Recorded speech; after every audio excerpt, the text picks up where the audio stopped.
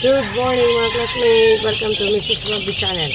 Check natin yung mga natin ngayon, yung mga last na mga bababa natin mga sisiw. Last batch natin ng process. Samahan niyo ako mga classmates.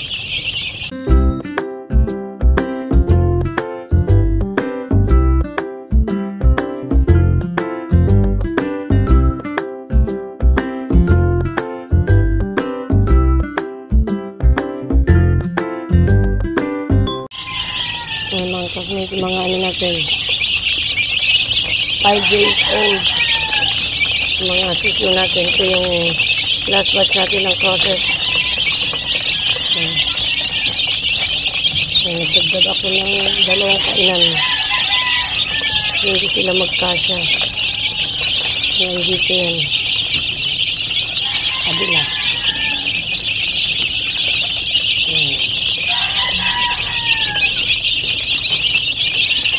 Ito yung vitamin nila is powder C from Excellence. Maraming salamat din po sa Excellence sa binigay ng mga freebies pala sa atin. Vitamins, powder C. Yung sachet ng powder C na ibigay sila sa atin. Saka mga pamadami-dami din yung mga classmates. So thank you very much po sa Team Excellence.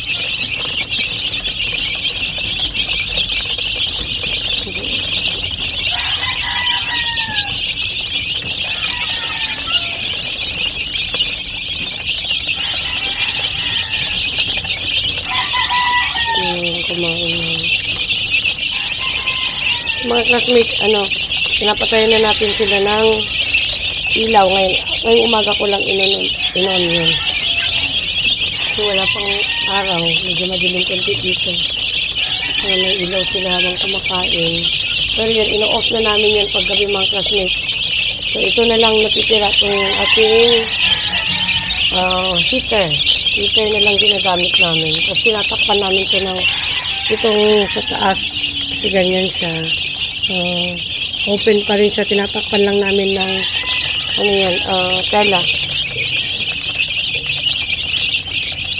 So yan mga classmates, importante dito sa ating mga sisiw. Time to time, check natin yung tubigan nila. Kung may tae, yung taian nila. Kasi hindi maiwasan yan. Dapat tanggalin, linisan ulit.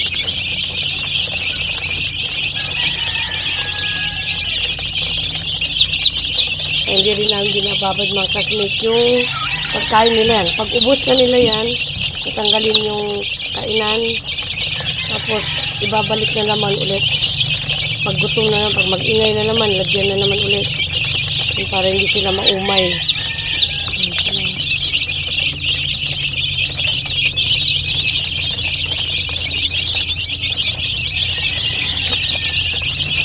Nauna yan mga classmates, kunti na lang tubig nila. Nauna ko nilagyan ng tubig pagka pagka-open natin itong brooder.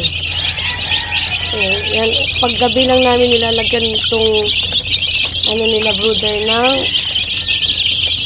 dyaryo dito sa loob.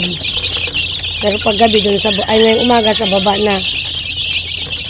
So, tutukain na nila yung mga classmates pag ganitong edad na yung ganitong ilang araw na sila. Tutukain na yung dyaryo. So, kailangan mo na talagang tanggalan. Paggabi lang para may pa rin sila. May sapin lang dito pag ng sa init. Cover up yan ng dyaryo lahat. Sisiyo natin.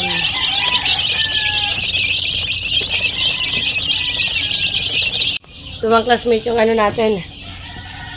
First batch natin ng pure naman. Ito, magti 10 days siya ngayon mga classmates. So mamaya, check ko siya. Kung kakandling natin, kung ilan yung may laman. Ito, din to, medyo madami din to mga classmates. Mabot din ako ng sobra sa, din. Ngayon, excess lang tayo konti dito sa harap ng, tray dyan sa incubator. Check natin. So, sa 100 plus pa rin to, sobra sa 100 pa rin to ang classmate na sinalang ko. mamayang hapon tsaka ako magkakandling. Check natin kung may laman. Ayan, 10 days tsaka the next is yung 18 days nila. Ayan. So mga kasawit, samahan nyo kung ano din ito. Bigyan natin itong 4 na namin na harvest na namin mga kasmate. Ayan. May 4 tayo na na-harvest dito sa malaking range. Ito yung mga early bird natin. Ayan. Lalaban na yung mga kasi kaya in-out na namin. Bigyan natin sila ng pagkain. Yung 3, bali hindi pa namin sila in-harvest kasi ano pa naman yung mga hindi pa naman naglalaban. Ito malalaki na talaga mga kasnito.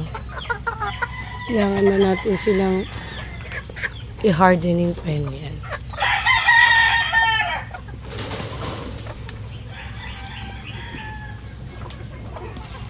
Ayan sila. 4 lang. Yung early bird natin, yung una kasing batch natin, kunti pa lang yung eggs na na-harvest natin yung mga classmate. Compared ngayon na ano natin na start kami ng January, mga ganun. Last week of January yan, nag-start na yan. Medyo dumami-dami na rin yung mga harvest natin.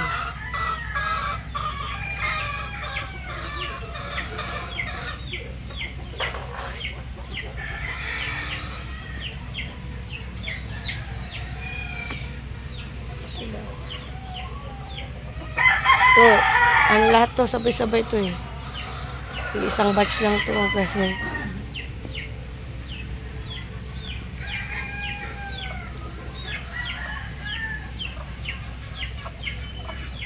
Ito. Matured na rin.